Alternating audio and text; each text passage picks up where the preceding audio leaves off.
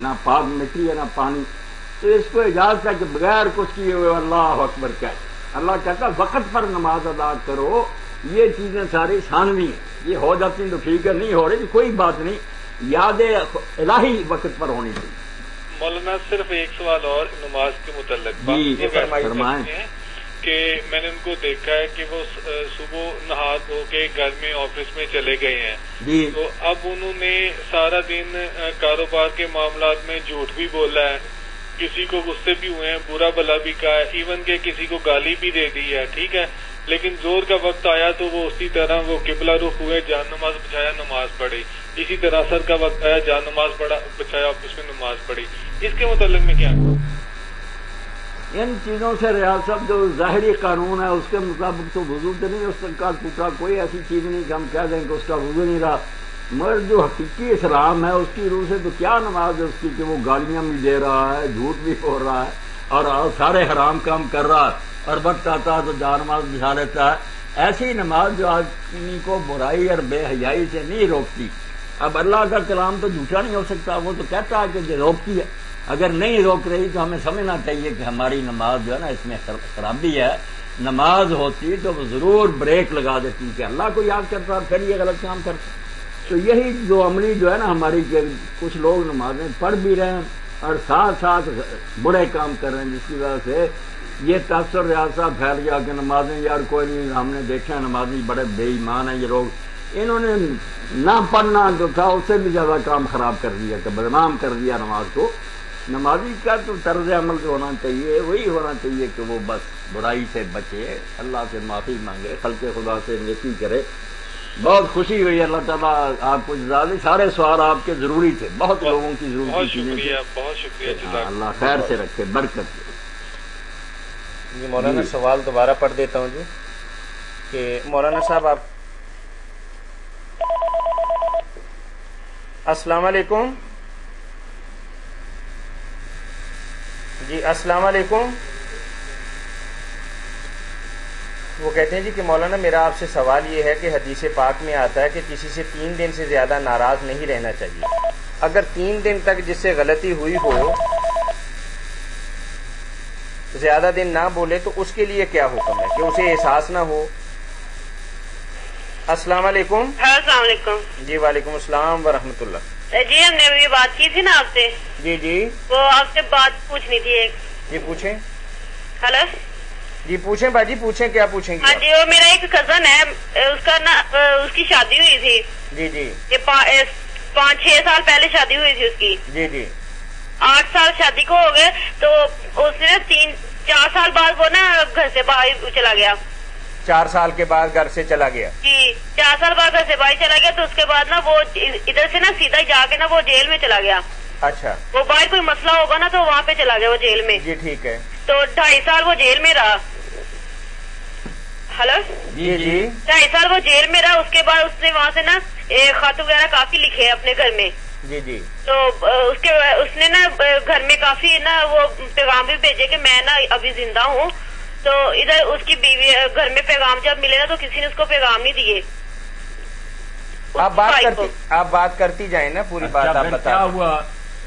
جی وہ اس کے بھائی کو نا پیغام دے گیا نا، تو اس کے بھائی نے نا، چھوٹے بھائی نے اس کے نے اپنے اس کی بیوی کو پیغام نہیں دیے کسی کو بھی، تو اس کی بیوی سے اس نے خود شادی کر لی۔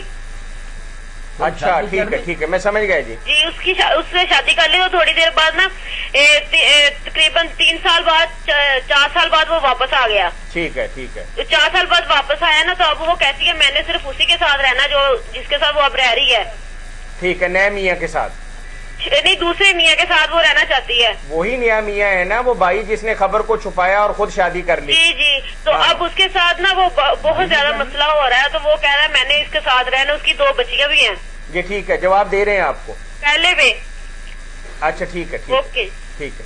مولانا بہن بتا رہی ہیں کہ کوئی بندے نے شادی کی، غیر ملک میں چلا گیا، وہاں جیل کے اندر چلا گیا، اتفاق سے اپنے گھر والوں کو اس نے اطلاع دی کہ میں زندہ ہوں اور جیل کے اندر ہوں، لیکن اس بندے نے نہ تو گھر والوں کو بتایا نہ اس کی اہلیہ کو بتایا، یعنی اپنی بھابھی کو، سگا بھائی ہے، تو کچھ عرصے کے بعد خود ہی اپنی بھابھی سے شادی کر لی بغیر عدالت سے کھلا لی، خلا لیا ہے یہ بغیر عدالت کو بتایا؟ نہیں کسی کو اس کی بیوی نے یہ لکھایا کہ میں یہ نا فوت ہو گیا، بیوہ ہے وہ خود، بیوہ اپنے طور پہ لکھوا دی، اپنے طور پہ لکھوایا جی۔ یہ انڈرسٹینڈنگ سے سارا کام ہوا ہے مولانا، چونکہ بھائی تو ساری بات جانتا تھا، بتاتا ہی نہیں رہا، تو اب شادی کر لی۔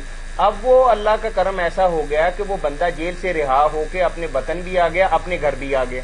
جب اس نے گھر آ کے دیکھا کہ میرا بھائی میری بیوی کا بھی مالک بن گیا، اب بیوی کی بے وفائی دیکھیں کہ بیوی بھی یہ بات کہتی ہے کہ میں نے نئے خامد کے ساتھ ہی، یعنی دیور ہے یا جیٹھ ہے جو بھی ہے، دیور ہے وہ، دیور ہے، اس کے ساتھ رہنا چاہتی ہے، جبکہ پہلے میاں سے اس کی 2 بیٹیاں بھی ہیں جی، اور نہ وہ فوت ہوا ہے، نہ طلاق دی ہے، اور نہ بیوی نے خلا لی ہے۔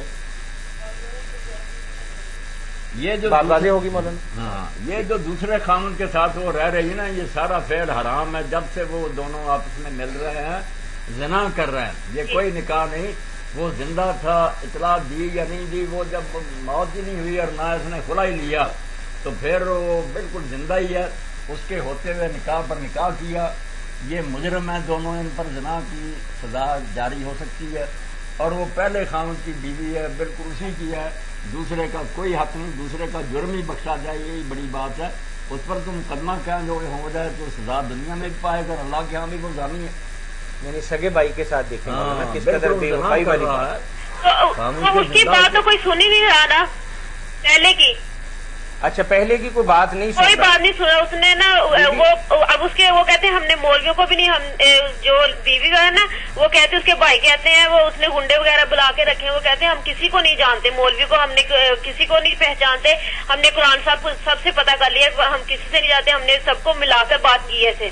آپ کو بہرحال ایک چھوٹا سا مشورہ دیتے ہیں فتاوا آن لائن کے حوالے سے، صرف آپ کسی تھانے کے اندر ایک چھوٹی سی اپلیکیشن دے دیں تو انشاءاللہ ان کی طبیعت بھی ٹھیک ہو جائے گی اور معاملہ بھی نکھر کے سامنے آ جائے گا کہ کس طریقے سے کسی کی بیوی کو اپنی بیوی بنانا جبکہ وہ بندہ زندہ ہے اور طلاق بھی نہیں دی، اور یہ دنیا کے کسی قانون کے اندر جائز نہیں ہے۔ صرف آپ سمپل اپلیکیشن کسی تھانے کے اندر دے دیں گے نا تو ساری گنڈا گردی اور معاملات جو ہیں یہ حل ہو جائیں گے انشاءاللہ، دماغ درست ہو جائے گا۔ کیونکہ ہم تو دینی اعتبار سے ہی آپ کو کوئی مشورہ اور رائے دے سکتے ہیں نا، کر رہے ہیں کوئی نکاح نہیں دے۔ جی ٹھیک ہے، اوکے جی بارک اللہ۔ اور سامنے کی بات کہی ہے کہ 3 دن سے زیادہ ناراض نہیں رہنا چاہیے، مجھے کسی کو سروس کا پتہ نہیں تھا، وہ زیادہ ناراض رہا۔ کال لیں گے جی السلام علیکم۔ وعلیکم السلام، بڑی السلام ورحمۃ اللہ۔ جی امین شاد صاحب کیسے ہیں آپ؟ اللہ کا شکر ہے، میں نے بڑی مشکل سے ملا ہے بارہ۔ بس ایسا ہی ہے الحمدللہ، اللہ تعالیٰ نے بڑا کرم کیا ہے کہ ہمارا وقت بہت تھوڑا ہے اور بے شمار دنیا بعد میں ہم سے لڑتی ہے کہ یار یہ کیا آپ نے کیا ہوا ہے کہ کبھی کال ملتی نہیں۔ اچھا چلو ٹھیک ہے، اللہ تعالیٰ آپ کو زیادہ ہمت دے اور زیادہ اس کا زیادہ پھلے پھولے اور کام بڑھے۔ جی ٹھیک ہے جی، اب جو ہفتے میں 2 دن رکھ لیں انشاءاللہ کریں گے جی انشاءاللہ۔ اچھا چلو جی انشاءاللہ۔ یہ مولانا صاحب سے میرا سوال ہے، جی فرمائیے۔ ایمان جو ہے نا وہ خوف رجا کے مابین ہوتا ہے، جب میں اپنے اعمال کی طرف دیکھتا ہوں تو بہت خوف محسوس ہوتا ہے۔ میں اپنی کیفیت بتاتا ہوں کہ قبر میں جاتے ہی عذاب کا دور شروع ہو جائے گا، مگر جب اس کی رحمت کو دیکھتا ہوں تو لگتا ہے نبی کریم صلی اللہ علیہ وسلم کی وساطت سے بیڑا پار ہو جائے گا۔ کسی طرح دل کو تسلی دے کہ اللہ تعالیٰ ہم پر مہربانی کرے گا، ہم ٹوٹے پھوٹے اعمال کے بدلے میں بہترین اجر پائیں گے۔ اور مولانا صاحب یہ شعر سناتے ہوتے اپنی تقریروں میں، جے میں اپنے عملہ وال دیکھاں تے کچھ نہیں میرے پلے، جے میں تیرے فضل وال ویکھاں تے ہو جائے بلے بلے۔ جی مولانا صاحب آپ کچھ فرمائیں۔ امین صاحب آپ جو کہہ رہے ہیں نا کہ ایمان خوف اور رجا کے درمیان ہے، تو واقعی یہی ہے کہ آدمی کو برائی کرتے وقت تو ڈرنا ہی چاہیے کہ میں برے کام کروں گا تو پھر تو حالت خراب ہی ہوگی نا۔ یہ خوف کا کوڑا لٹکے رہنا چاہیے، اور نیکی کرتے یہ نہیں جو آپ نے بیان کیا نا، جیسے میں بھی کبھی کیا دیتا ہوں وہ جذباتی باتیں ہوتی ہیں کہ برائی کر کے بھی یہ کہنا کوئی نہیں اللہ رحم کرے گا، یہ امید کا معنی نہیں، غلط بات ہے یہ ہے کہ برائی کرتے وقت ڈرنا اور نیکی کرتے وقت پوری امید رکھنا کہ انشاءاللہ